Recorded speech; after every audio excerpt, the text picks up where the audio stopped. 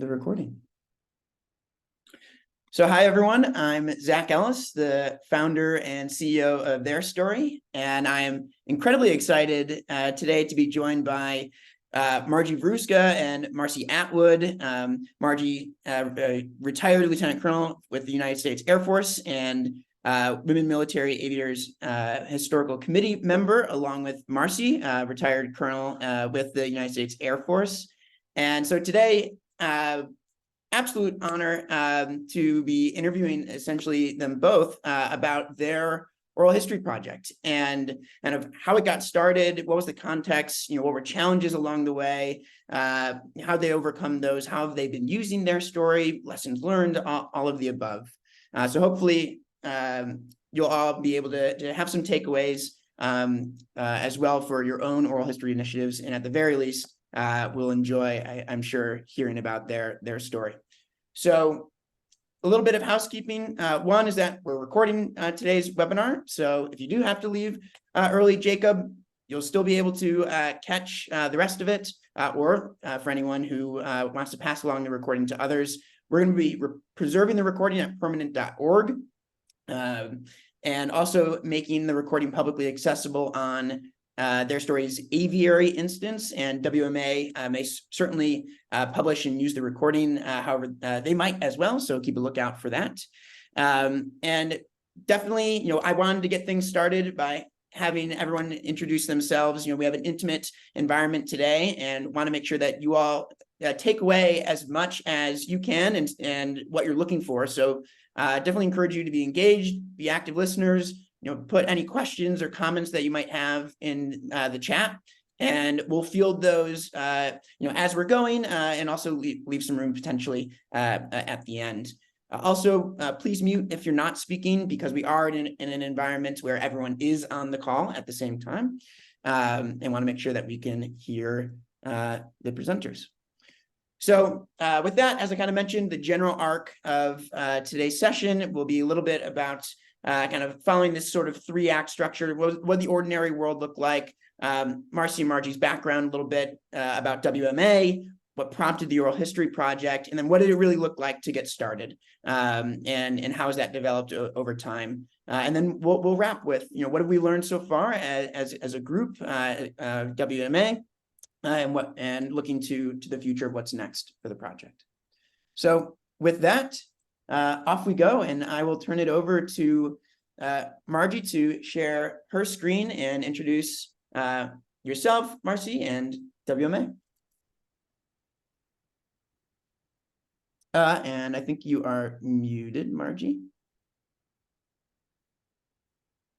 I will.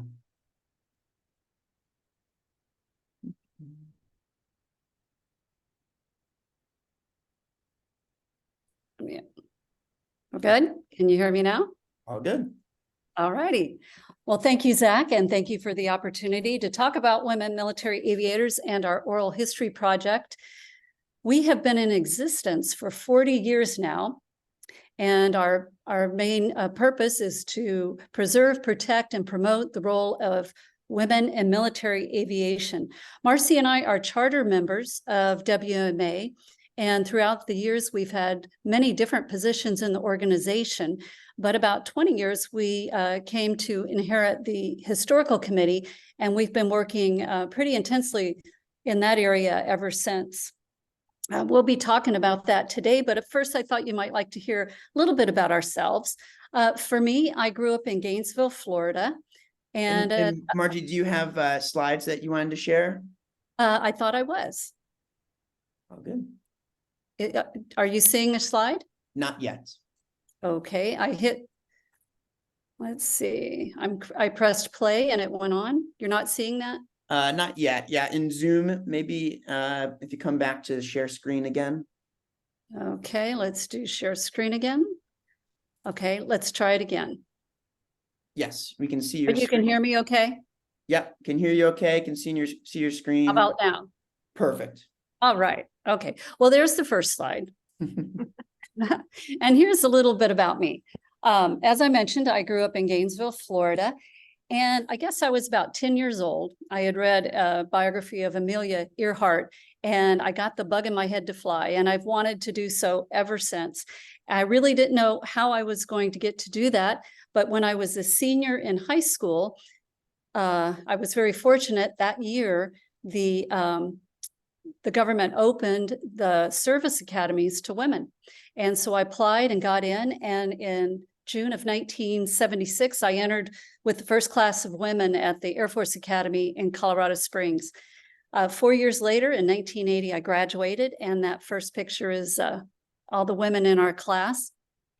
And I went to flight training right away in Del Rio, Texas. It was Laughlin Air Force Base.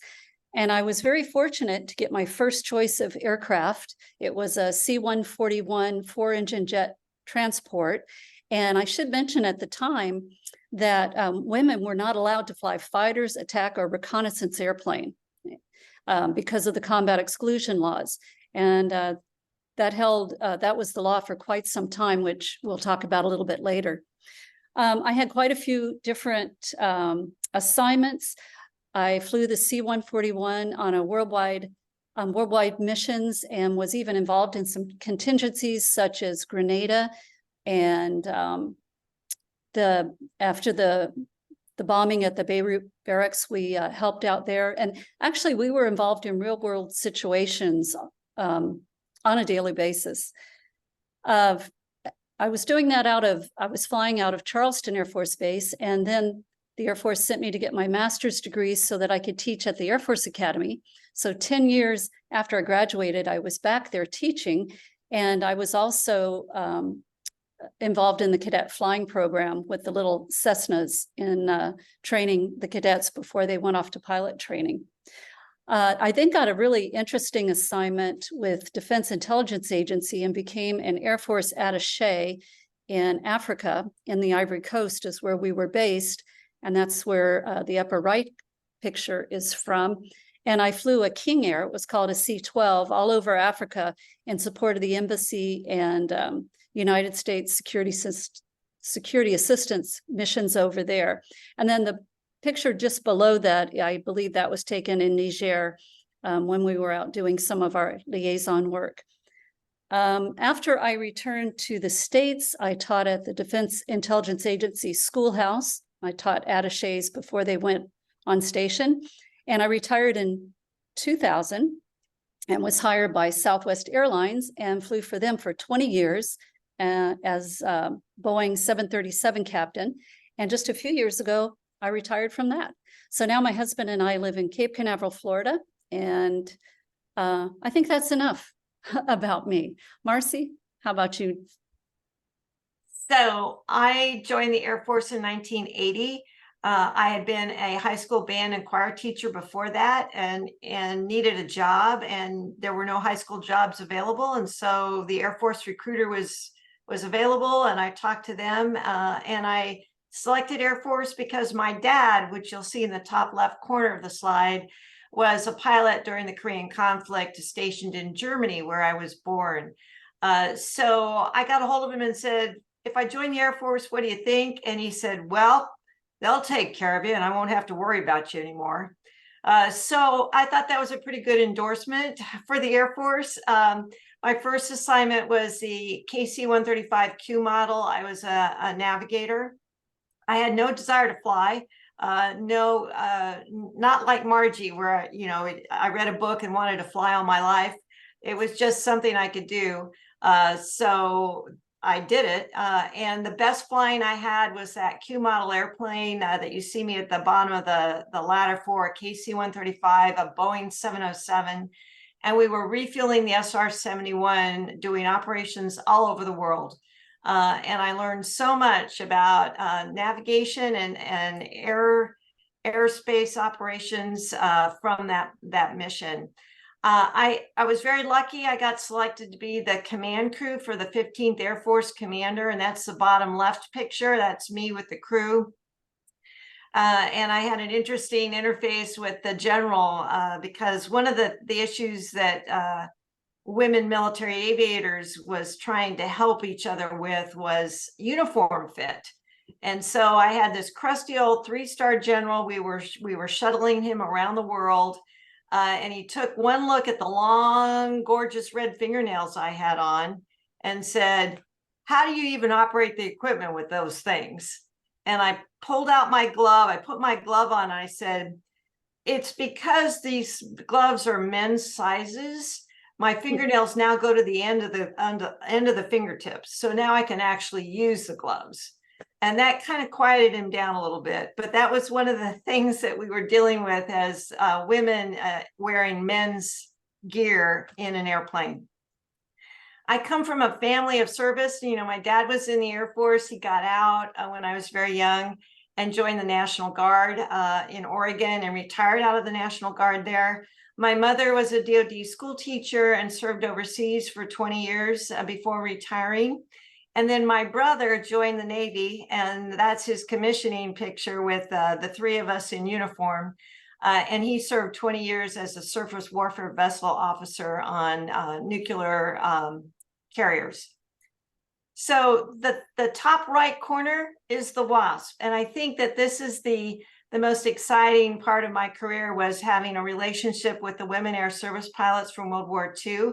This was the Congressional Gold Medal that they were awarded in 2010. And this is WASP Marty Wall from class 44 W10. Next slide, please. So the WASP are considered Generation 1. They were the women that flew military, every airplane in the military inventory during 1942 to 44. And Jackie Cochran was their organizer of the WASP. Now, what's interesting about the WASP is that they served and then they were told, "Go home, thank you very much." They were civilian employees of the Department of Defense. They were not military members. So they went home, and then some years later, like 30, in 1973, the Department of Defense did a press release that they were going to let women fly military aircraft for the very first time. Of course, that kind of got them all excited, and they rallied together and they decided they needed to let the world know what they did during World War II. So they bonded together. They started working on their veteran rights and advocating that with Congress.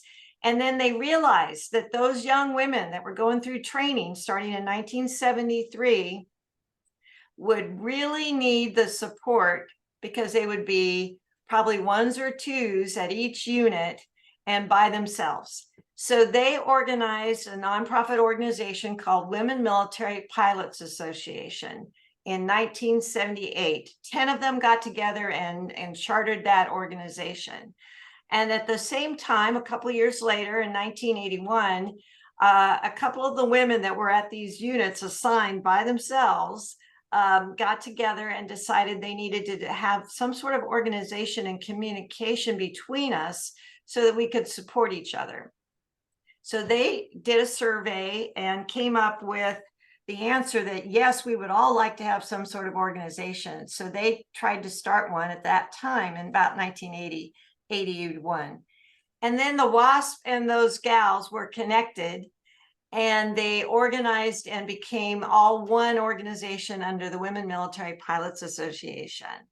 The initial group of people, the stakeholders or plank owners, as we call them, or charter members, included 86 Air Force women pilots, and 126 WASPs were also charter members.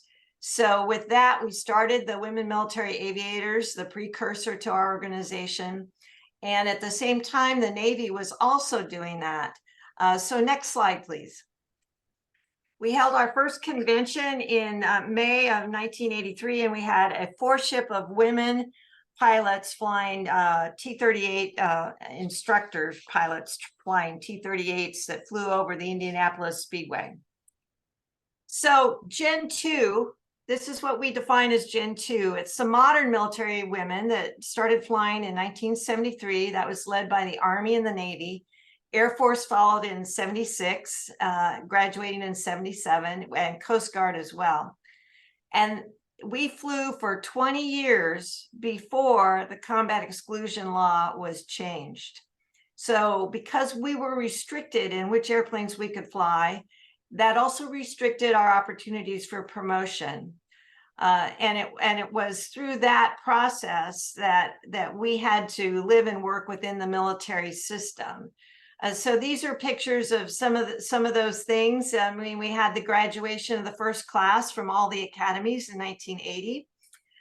We had the first in each of the services. They're pictured here. Yana in Coast Guard, Sally in the Army, Rosemary was in the first class of the Navy gals, and then you see the Air Force first class of Navy gals going through their training down on the bottom.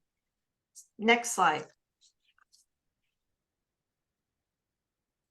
All right, is it my turn?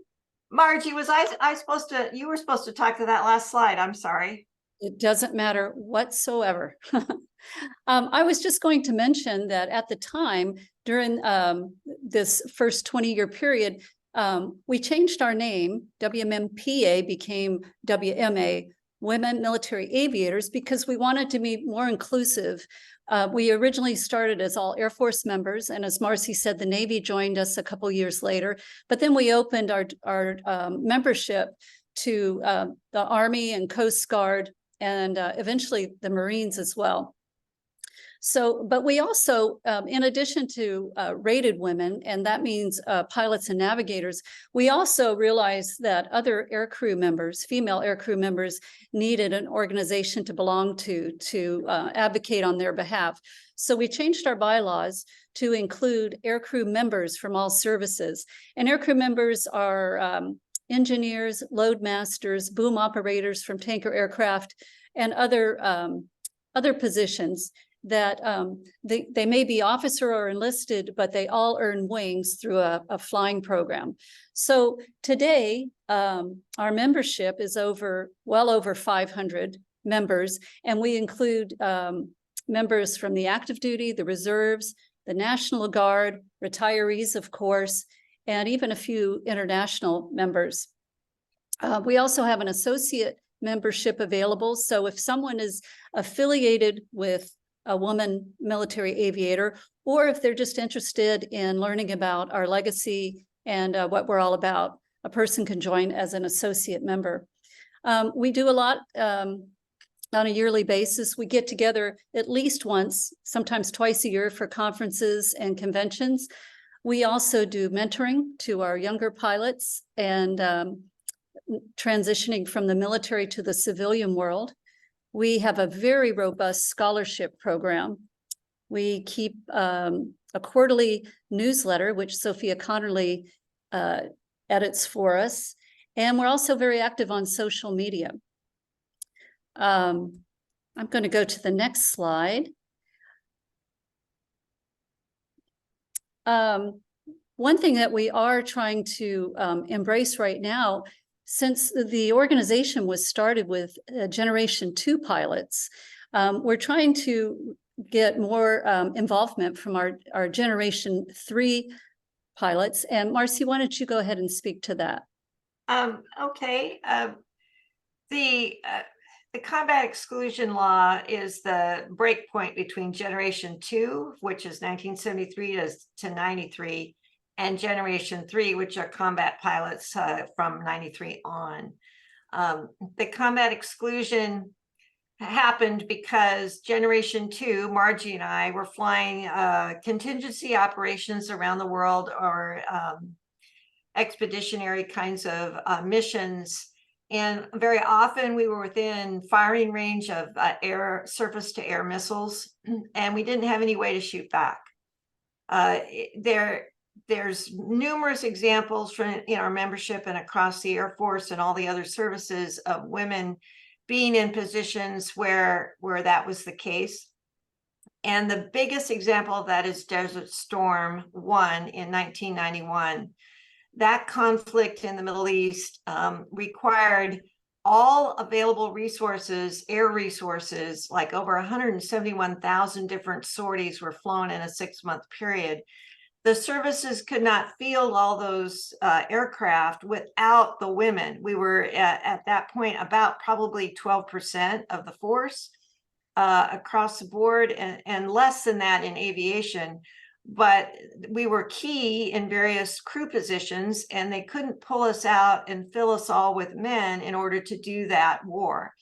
So even though we were not allowed in the combat zone, we were flying right up to it, or technically over the line, to provide logistics support, bringing in all of the combat requirements for the Army and the Marine Corps, doing reconnaissance missions overhead, all of those kinds of things. So when we got back from that war and Congress started taking an interest in why do we still have this combat exclusion law, the Rolodexes, as we say, because we're old, went out, and we activated the women military aviators to take leave, put on their uniforms, go walk the halls of Congress with someone else who could advocate for us, because we were there just to educate, because that's a requirement when you're in uniform, to not advocate for anything with Congress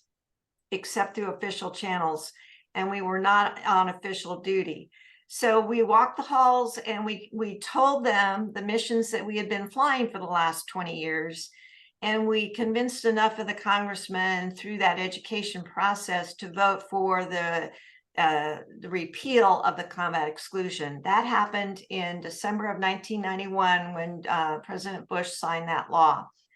However, there was a clause in that law that it needed to be studied for 2 years to make sure that it was the right thing to do and how to implement the policy of that law change. So it wasn't until April of 1993 that the Secretary of Defense allowed women to fly combat aircraft. So on this slide, you'll see pictures of some of those gals who were either the first or have done significant things since being allowed to fly combat aircraft. And of course, our Blue Angels and Thunderbird demonstration teams have had women pilots now, at least one in each of those platforms. Next slide.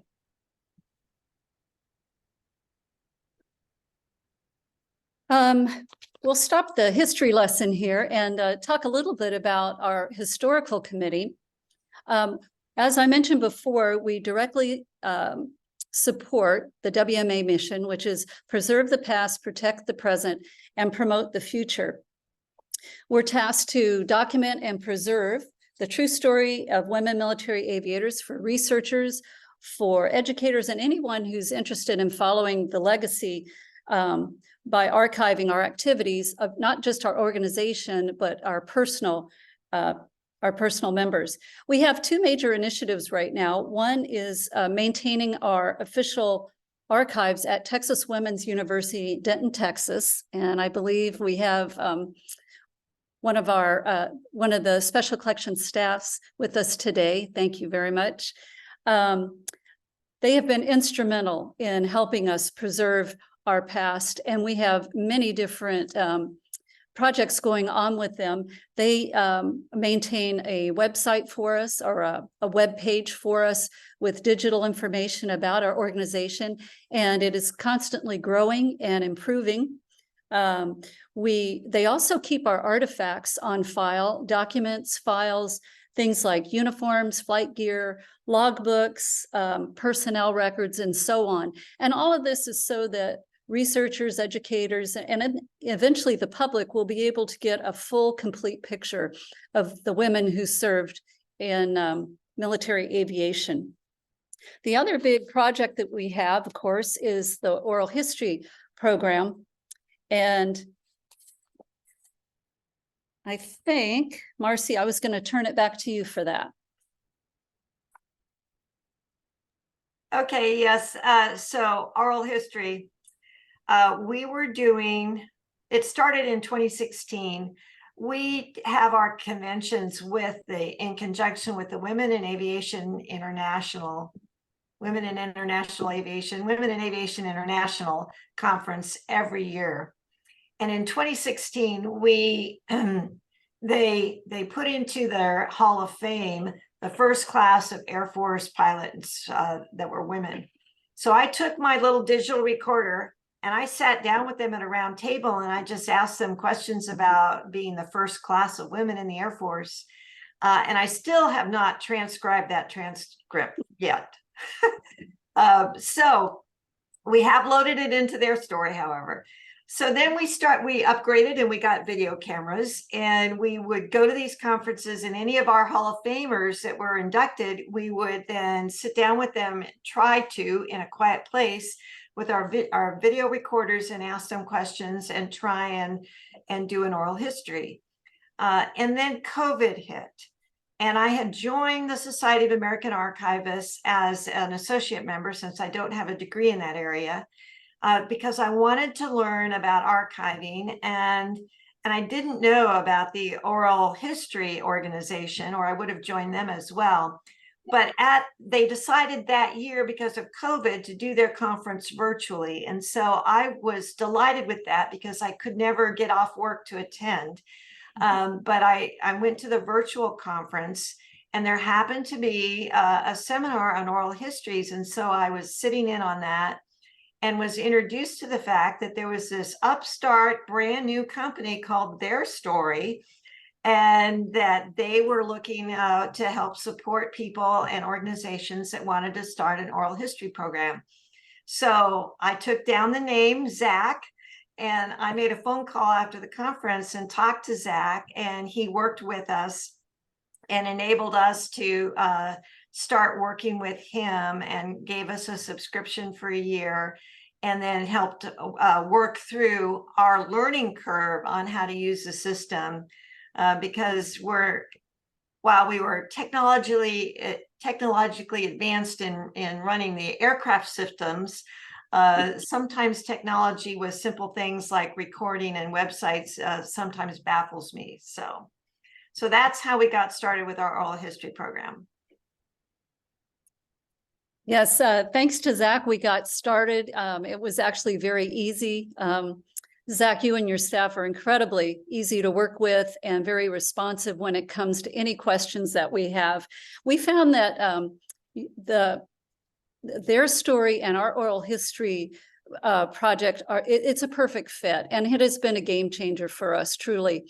We are now able to collect so many oral histories and conduct interviews virtually. And so while we were maybe recording 6 to 8 with our old video camera one-on-one, now we can get we could get probably 20 or 30. We're not quite there yet, but and that includes not just recording the session, but also a transcription. And that is key, because it would take hours and hours of us trying to transcribe an interview, and with the background noise and all, it was just terrible. But we've expanded our initial efforts with TheirStory. We were just doing one-on-one, but then we took advantage of the solo sessions, and we will sometimes pick a topic like, where were you on 9/11? Or what was your role in the Combat Exclusion Law repeal effort, where a person can access a link that we give them and then just talk right to the camera about their experiences. We do continue to do mostly one-on-one interviews, but sometimes we'll do group interviews. There we go. So that we can record conversations between people, because what we found is that when you have at least 2 people in addition to the interviewer, they feed off each other, and they can ask each other questions and clarify. And on this slide, you have several examples from TheirStory of things, projects that we have been working on with our individual members. I think this pretty much wraps up an overview of what we've been doing. I hope you know a little bit more now about Women Military Aviators, who we are, what we do, and our connection to TheirStory. This slide is very dear to Marcie and I. It shows the 3 generations of women military aviators. The first woman is Sarah Hayden, a WASP. Marcie is at the back, representing Generation 2, and the Army aviator in the middle represents Generation 3. But we're extremely proud to be part of this group and to work on our oral history program. And Zach, we'd like to turn it back to you now. And if you have any questions, we'll be happy to answer them. Absolutely. Well, thank you for the overview, and both in terms of the history of the organization and really coming about. I mean, while you're maybe one or two, women in a group at a time, and in WMA, and kind of originally the WASP program coming out of creating more of a community and support. I'm curious, once you started going with the oral history program itself, you started with in-person interviews, COVID hit, moved to experimenting with remote interviews in different ways. How have you found what some of the similarities, differences, advantages, disadvantages have been of in-person recording versus the various styles of remote recording that you've done? Marcy, you want to take that? Oh, sure. So in person, the advantage is you get to read their body language. You might ask a specific question and you can see that they're uncomfortable. And in our case, I really think a lot of us have mild cases of PTSD because of how we, especially Generation 2, because of how we had to survive in a man's organization, being the only female. And so by that body language, it's a little more personal when you're in person. You can still see that on video. The advantage of video is that, doing it online, is that our members are all over the globe, and trying to pin them down or trying to physically get together at the same location is becoming increasingly difficult as we age. So we have to take the aging factor into account, but the ability to do it online, I think, greatly outweighs for the convenience of it, the ease of it, because it just takes an internet connection, and we can talk people through, getting the best internet connection and getting them online with us. But that clearly outweighs being in person, other than the fact that we can't hug each other.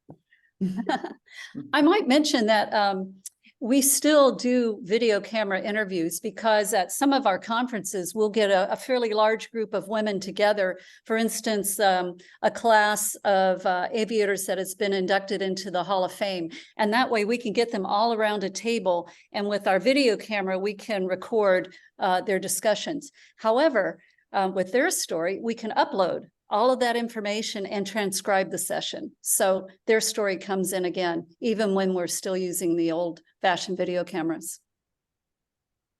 Yeah, I love that you still have the flexibility of being able to record in person, and when that is the way that makes sense, and you can hug, and but also still have the ability to not miss out on the opportunity to interview anyone wherever they may be. What have been some of the challenges that you've had kind of along the way with the program? How have you overcome some of those challenges? Anything from technical to even whether it's like reservations that people have about sharing their stories, whatever some of those might be. I'd be curious to hear about that. You hit the nail on the head, Zach. The reservations that people have about sharing their stories. A lot of times, especially the Generation 3, the younger women, they're still on active duty, and they seem very hesitant to share their stories, whether they're afraid of perhaps recrimination, or they just don't think their story is important yet. But of course it is. And it's very important to get these stories recorded while they're fresh in your mind. And because what Marcy and I have found out is that as we do age, you remember the stories a little differently, or you forget them entirely. But I guess that's our job as interviewers, is to pull those memories out and get people to talk about them. And how have you addressed that when someone says, "Oh, what's the significance of my story? Like, what do I have to share?" How do you address that? Marcy?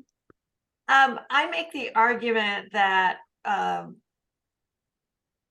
history, especially military history, is written from the perspective of the Department of Defense, and it's focused on the operations, and it's not focused on the individual human side of the story.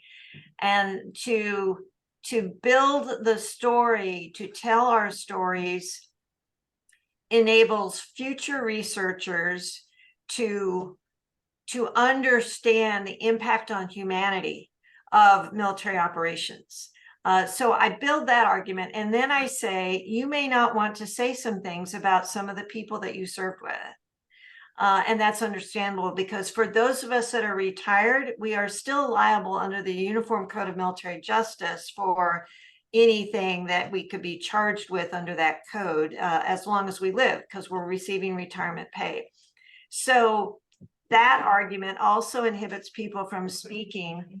But the safety valve for that is that within their story, we can control who has access to those stories, to those oral histories. We can take excerpts out of an oral history that are non-controversial. We can keep the rest of it secure, and we can guarantee those individuals that it will not be released without their permission. And Texas Women's University supports us with that as well. We can do the same with them if we give them a copy of the oral history from their story.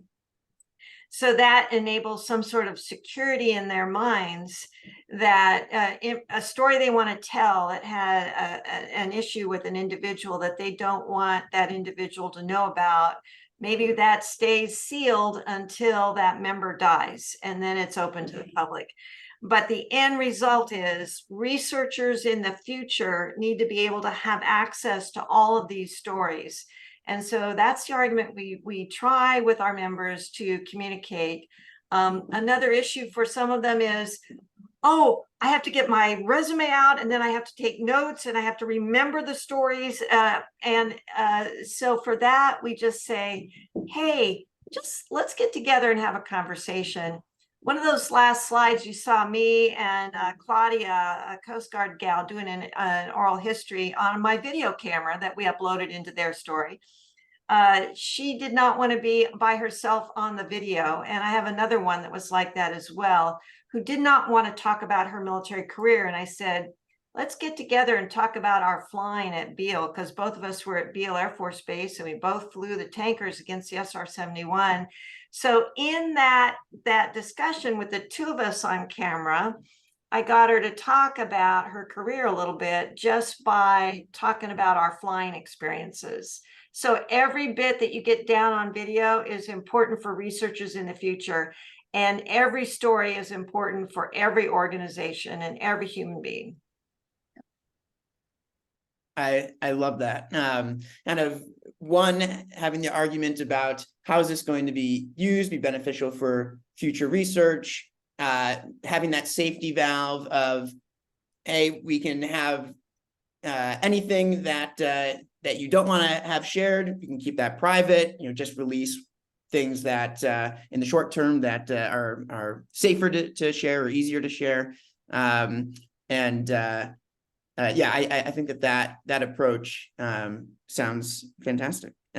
Margie, anything that you want to add to that? I do have some other questions, but I wanted to give you a chance. Sure. Just one thing in that a lot of women or anybody think their individual story is not important, but when you take them collectively, you get a much better picture of the group at large. So we try to emphasize that point as well. Yeah. In that vein, I'm curious what some of the themes are that have emerged from the kind of the collective of interviews. I'll start, Margie. Yeah. The main theme for Generation 2 and Generation 3 that we can always get the ball started with is bathrooms. There are usually not good women's bathrooms, and there were none in our generation in the early days in hangars. They were all men's bathrooms. In alert facilities, they were all men's bathrooms. And so if you say, let's talk about bathrooms, all of a sudden, I mean, even Generation 3, even last year, in a contingency operation forward, and they set up the bathrooms and there wasn't a female bathroom. And so all of those kinds of, I mean, just that common little thing then gets them started and rolling onto other topics. That's great. Yeah, finding that common ground also is a way to get the ball rolling and get people comfortable. Was that something that you expected, like coming in? You're like, oh, I'll hit them with the bathroom question or topic, and that'll get them going, and we'll get started. Or was that something that you kind of figured out as you had started to conduct more interviews? I think with one of our very first group interviews, we had women from the very first class, 1973, speaking with women who probably didn't get their wings until 30 years later. And they're still talking about the same problems or similar problems that have spanned 2 generations now. So we have picked up on that, those types of themes of the recurring problems that really haven't fixed themselves. Yeah. And part of that is our own background. We both flew over 20 years, in the military. And then the other part of it is I'm still in the Department of Defense. I still work for the Department of the Air Force. So like 2 years ago, the Chief of Staff of the Air Force made this huge announcement that they were going to that women deserve to have uniforms that fit and flight gear that fit. And so he was doing a big push and making this big, huge announcement about it. And the staff brought that to my attention, and I looked at him and I said, 40 years later, well, it's not too late, I guess. So some things take a long time to get addressed for various reasons, for funding, for quantity of scale. There just weren't enough women to make it worth the money to get G suits to fit them. And so it's things like that we keep an eye and ear out in Department of Defense news releases that allow us to then ask those questions. Yeah. I'm going to frame 2 questions here, because just looking at the time. One is, I'm curious, what have been the biggest impacts, the biggest benefits that you've seen from using TheirStory, whether from transcription to whatever it might be? What are the biggest impacts? And then separate from TheirStory, and the thing that I wanted to start to get to around lessons learned are, if you were to start the oral history project or program again from scratch, what would you do different if you were to start again right now? So impacts, and then let's shift to lessons learned a little bit. Well, I think the biggest impact, which we've mentioned before, is the sheer number of interviews that we can do. And we've learned that it's better just to get as many interviews as we can. We may not be able to transcribe them all. Actually, TheirStory does transcribe, but we still have to go back in and edit the transcriptions. But what we try to do now is just get as many as we can recorded, and we'll transcribe them hopefully with our new intern a little bit later. As far as if we started over, I think I was a little tentative about doing my first interview. I think it took me a month, first of all, to find somebody to agree to be the guinea pig, and then to go through it. And then once I did, it was easy. But I think I would encourage people to jump in as soon as you can, because it's very user-friendly, and you'll start seeing the benefits immediately. I think starting over, we would have sought you out at the beginning and not done the whole video camera thing. But we actually did seek you out as soon as you were available, or just shortly after you had started, maybe within 8 or 10 months after you had started. So I think that would have saved us tons of work. And the ease of using your platform, especially virtually across the globe, really takes away the argument of people not wanting to do the interview, because it's so simple to do and so easy to do. Well, thank you. Yeah. Well, it's been a pleasure to work with you both over the last couple of years, and now for 5 more, which very, very excited about. Haley, also see your comment in the chat. Haley wrote, well, Haley, do you want to unmute and maybe share? Sure. Yeah, no, I just wanted to say that I really appreciate y'all's approach to the interviews, because I did quite a few oral history interviews 8, 10, 12 years ago now with World War II veterans. And so many of them, you know, they were like, well, I didn't do anything special. My story's not important. It's not the movie story. And so, you know, we had to do a lot of like reassuring and telling them that, you know, yeah, we want to hear about what the mundane thing was like carrying the mail or whatever, you know, mundane job you thought you had, because it mattered. It made, you know, the wheel spin, and it made sure that people got what they needed and all the things worked. And so I appreciate that that's kind of your approach, because I think a lot of people don't do it that way. I'm a military historian by training, and a lot of people are like, oh, they're not the exciting person, we don't really care. But if you don't have those stories, then all you have are the exciting exceptions. And then you have a lot of people who say, well, I don't fit that. So obviously something's wrong with my service. So I appreciate your approach that way. Thanks. Thank you, Haley.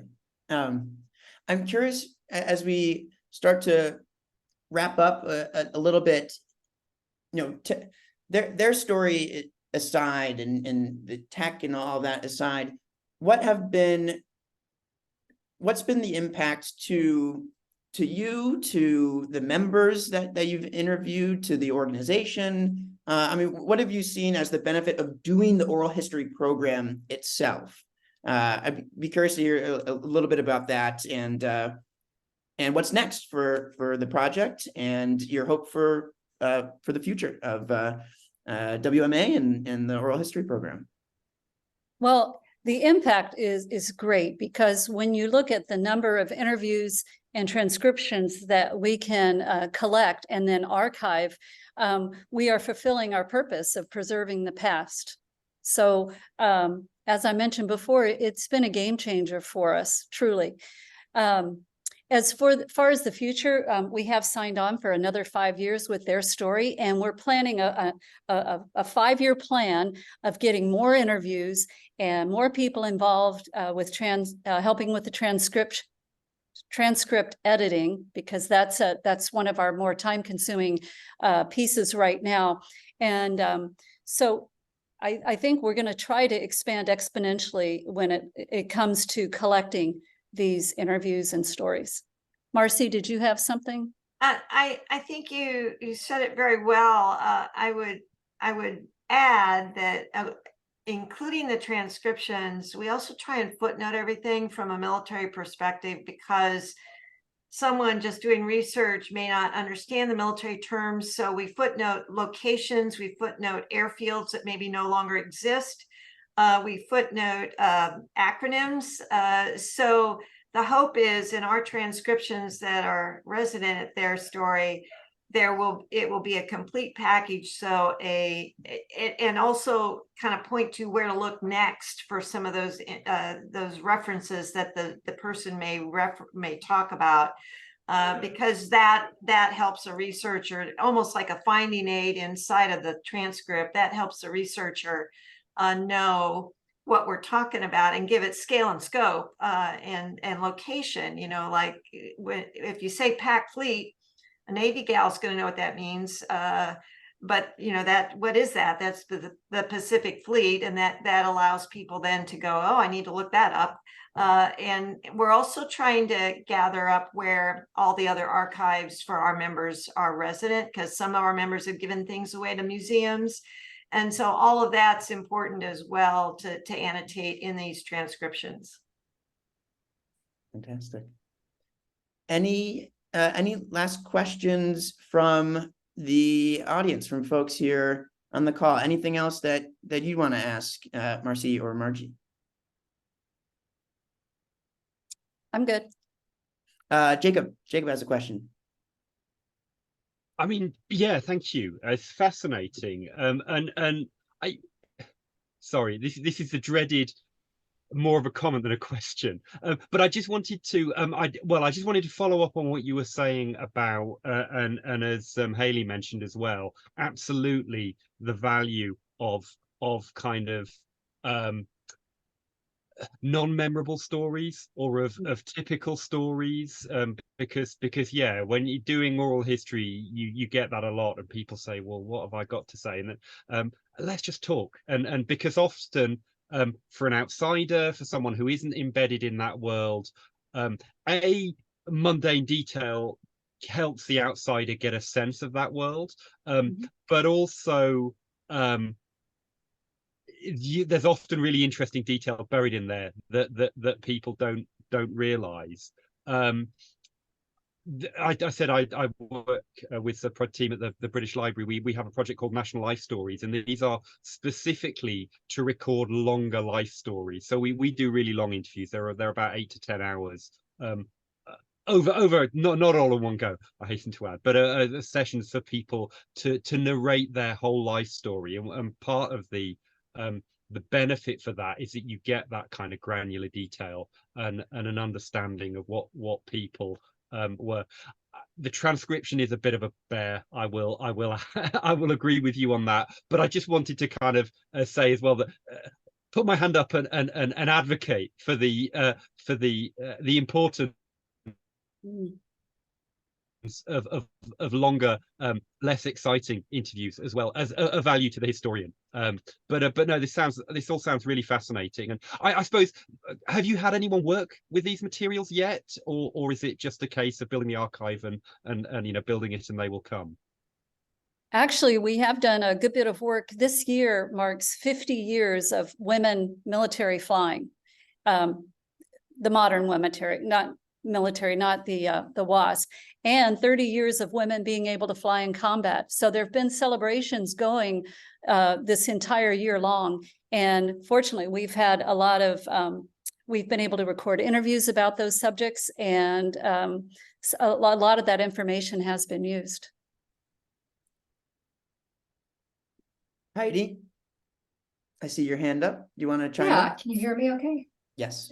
I was just wondering about preservation and, the format of the recording and long-term kind of archival stuff, and how do researchers access this from the TheirStory platform, or do they go in, or they access it through the archives? Is it being kind of archived at Texas Women's? What's that kind of long-term? Zach, you can probably sustainability? answer for TheirStory. Texas Women's University does archive our information. Right now, we have not made that much of it public because we have to go back through and sanitize a lot of the information that's been given to us. And plus, we need to have the permission of each individual member who has a collection. And a lot of that takes time. So I would say we're primarily in the accumulation stage. But Zach, if you wanted to talk about what TheirStory does to save information. Sure. Yeah, happy to. Here, I'll share my screen briefly. Yeah,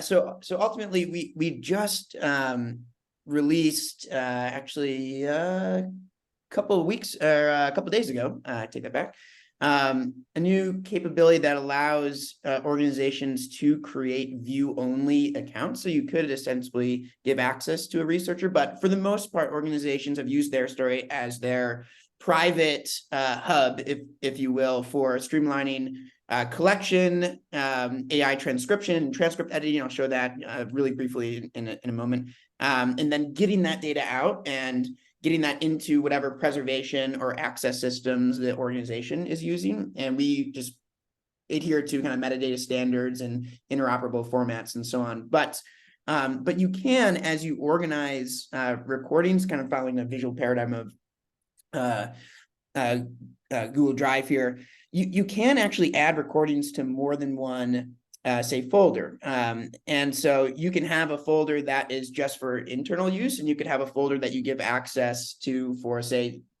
researchers or someone in particular. And so you can manage all of that just through kind of the settings within a given project, where you have the different types of users, view only being one, where they could then, if they were view only, they couldn't add content, they couldn't launch a call, they couldn't upload new materials, but they could come in and say, search for a term that they're looking for and get back all the results where that term's in the title, the description or tags or the participant names, or even if it's down to the level of the transcript. And so they could, or even index or clips that you're identifying. So in that way, you could actually find what you're looking for, whether that is, in the index, maybe it's not spoken. Someone could talk about segregation for 10 minutes, but never mention the word segregation. So how do you pull out some of those cross-cutting themes, or down to the transcript that's connected to the media. So if I double click on a word, it'll skip to that moment and more easily find what you're looking for that way. So long-winded way to say mostly private hub, but as of actually a couple of days ago, you can now give like view-only access to individuals. And Heidi, even though we're in collection phase, if a researcher needs information, they can sure contact us and we can figure out what we can give them access to. And in addition, we'll be working with this new function in TheirStory to start figuring out what we can put up for the public use as well. I think that answers Mason's question about public access. That's something that we're working on right now. Sounds great. Thank you.